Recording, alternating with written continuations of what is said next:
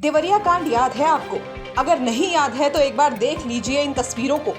1 minute के लिए इन तस्वीरों को देखकर आप भी दहशत में चले जाएंगे। ये तस्वीरें कहीं और की नहीं, राजधानी लखनऊ की हैं। वही लखनऊ जिसके बारे में ये तमाम दावे किए जाते हैं कि यहाँ क्राइम करने से पहले अपराधी 1000 बार सोचते हैं। लेकिन असली हकीकत क्या है, आप खुद देख लीजिए। आरोपों की माने तो मलिहाबाद थाना इलाके में 2 फरवरी को जमीन की पैमाइश के विवाद में एक ऐसी गोली चली कि पूरा का पूरा परिवार खत्म हो गया। दावों की माने तो इस गोली कांड में पति, पत्नी और बेटे की मौत हो गई है। आरोप है कि मलिहाबाद में 2 फरवरी को लेखपाल की मौजूदगी में जमीन की पैमाइश हो रही थी।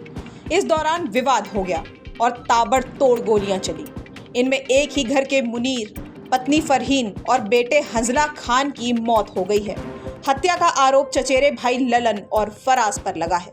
2 लोग घायल बताए जा रहे हैं, जिसमें एक की हालत गंभीर बताई जा रही है।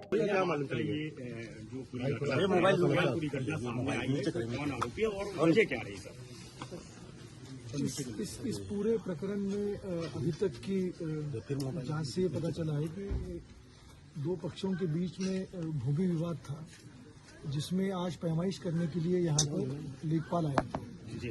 पैमाइश के दौरान कुछ विवाद हुआ, उसके पश्चात दोनों पक्ष जो है वो यहाँ पर आए थे, जहाँ पर ये घटना हुई है।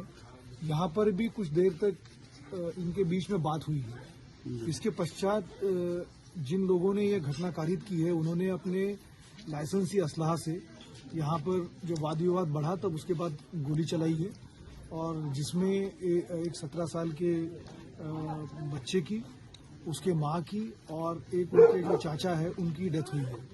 इसमें ये भी बात अभी तक पता चली है कि इनका ये आपस में रिश्तेदार है। जो महिला जिनकी मृत्यु हुई है और जिन्होंने ये घटना की है, वो उनके चचिया ससुर हैं। तो ये इनकी क्लोज रिलेशनशिप है और किसी तरीके से ये वाद विवाद का स्वरूप देकर ये घटना हुई है। अभी तक हमने जो घटना में प्रयुक्त जो लाइसेंसी असला है वो बरामद किया है। 315 बोर की वो राइफल है, और जिस थार से ये अभियुक्त यहाँ पर आए थे, जहाँ पैमाइश हुई थी, और उसके पश्चात इस घर में आए थे वाद विवाद करने के लिए, वो भी बरामद हुई है। अभी इनके कुछ एसोसिएट्स को पकड़ा गया है, जिसके आधार पर इनकी लोकेशन और इनको गिरफ्तारी के प्रयास किए जा रहे हैं। शीघ्र ही हम इनकी गिरफ्तारी करेंगे, इनके विरुद्ध कार्रवाई करेंगे। क्या दोनों पक्षों में पहले से ही विवाद था? क्या पुलिस को कोई जानकारी थी पहले? इनमें जमीनी विवाद जो था वो एसडीएम के साहब के कोर्ट में चल रहा था, और इसके पश्चात जब अभी तक की जो जानकारी आई है उसमें यह है कि जो एसडीएम कोर्ट का जो प्रकरण है वो खारिज होने के पश्चात ये पैमाइश करने के लिए यहाँ लेखपाल आए थे। अभी तक जब ये पैमाइश के लिए पुलिस को इसके बारे में कोई सूचना नहीं दी गई थी, जिसके कारण वहाँ पर इनके साथ लेखपाल जो आए थे उनके साथ पुलिस नहीं थी। पैमाइश में जो विवाद हुआ उसके पश्चात यहाँ आकर घर में बात हुई है।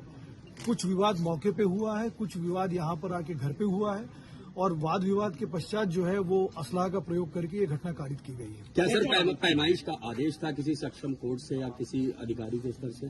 फिलहाल इसकी जानकारी नहीं कर पाए हैं, लेकिन पैमाइश जो हुई है उसमें चूंकि थाने को सूचना नहीं थी, जिसके कारण वहां पर फोर्स नहीं था, और विवाद जो चल रहा था वो चूंकि एसडीएम कोर्ट में भी था, तो ये पुराना लंबित विवाद था। तो अभी इस पूरे प्रकरण की जानकारी की जाएगी, लेकिन इसमें जो महत्वपूर्ण बात आई है कि यहाँ जिस तरह की बात हुई है परिवार से, और जिस तरह से उनका एक दूसरे से रिश्तेदारी है, जान पहचान थी इनकी बात है, लेकिन पैमाइश जो हुई है उसमें चूंकि थाने को सूचना नहीं थी, जिसके कारण वहां पर फोर्स नहीं था, और विवाद जो चल रहा था वो चूंकि एसडीएम कोर्ट में भी था, तो ये पुराना लंबित विवाद था। तो अभी इस पूरे प्रकरण की जानकारी की जाएगी, लेकिन इसमें जो महत्वपूर्ण बात आई है कि यहाँ जिस तरह की बात हुई है परिवार से, और जिस तरह से उनका एक दूसरे से रिश्तेदारी है, जान पहचान थी इनकी, वाद विवाद जब बढ़ा तो उसके बाद असलाह का प्रयोग किया गया है।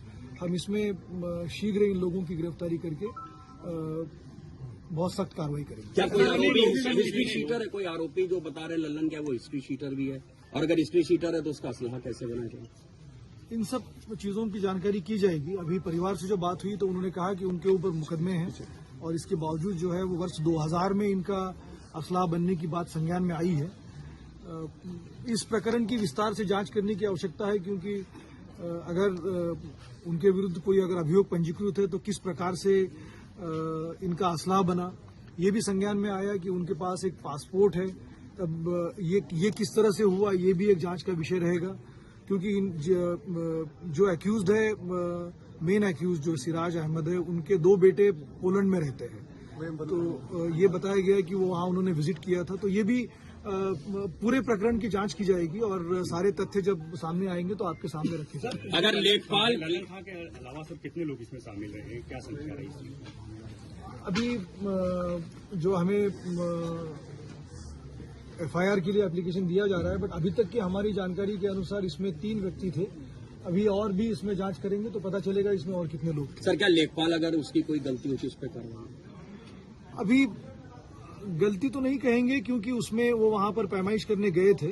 अगर थाने को सूचना दी जाती तो उसमें और अच्छे प्रबंध किए जा सकते थे, बट ये विषय इस समय नहीं है। इस समय मुख्य रूप से जो ये जघन्य घटना कारित की गई है और जिन लोगों ने अपने लाइसेंसी असलाह का प्रयोग करके इस तरह से अपने परिवार के ही लोगों को चोट पहुंचाई है, उनके विरुद्ध कार्रवाई करने की है, वो हम करेंगे। और बाद में फिर उसमें सक्षम अधिकारियों को, जिलाधिकारी और सभी लोगों को इसके बारे में विस्तृत रिपोर्ट दी जाएगी। ब्यूरो रिपोर्ट, यूपी तक।